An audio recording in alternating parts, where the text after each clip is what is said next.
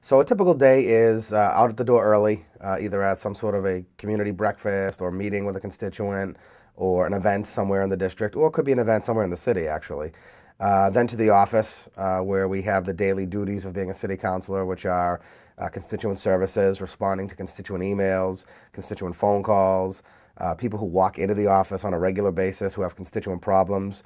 And it varies, and the problems are city government, obviously, navigating the bureaucracy of city government or helping them with a city service that they need help with.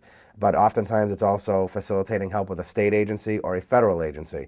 So we really run the whole gamut of providing constituent services on all three levels of government.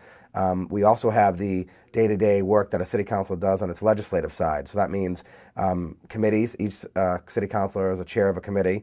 It's usually an area of interest that they like. So I chair the housing committee. So I get to work on public policy that relates to housing, affordable housing, the foreclosure crisis, things like that. And so there are many meetings and committee meetings that relate to the particular area of your interest that you chair the committee. You also, though, go to other chairs' hearings as well when there's a public safety issue or an issue with the police that you may want to go to the public safety hearing.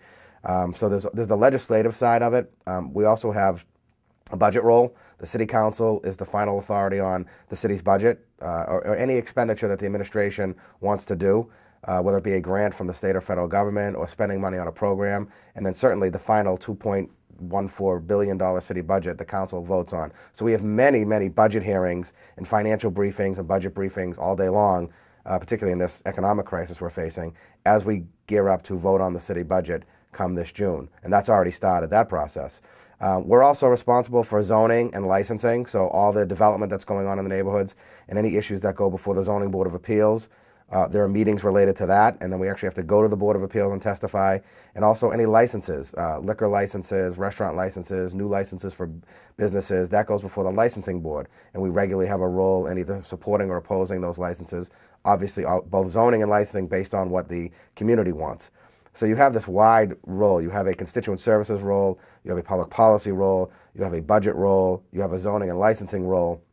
But mostly the most important part of this job, the biggest role in this job, and the reason that we're there is our job is to help people.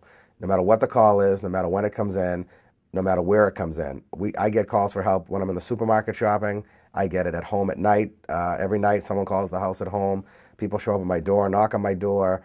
On vacation, people grab you.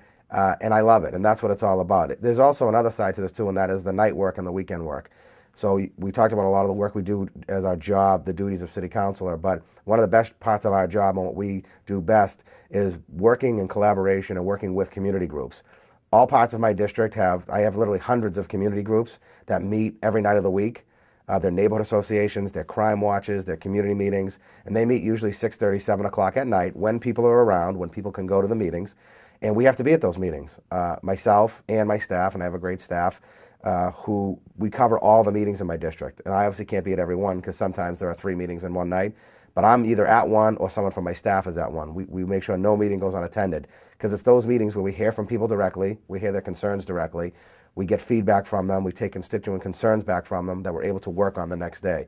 So you're out of the house at 7:30. You come home maybe for dinner to see the kids and your wife or I do. I come home usually about 5:30 to see the kids once, have dinner with them. Then you're back out the door at say 6:30 to go to your community meetings, and you get back home around 9:30, 10 o'clock.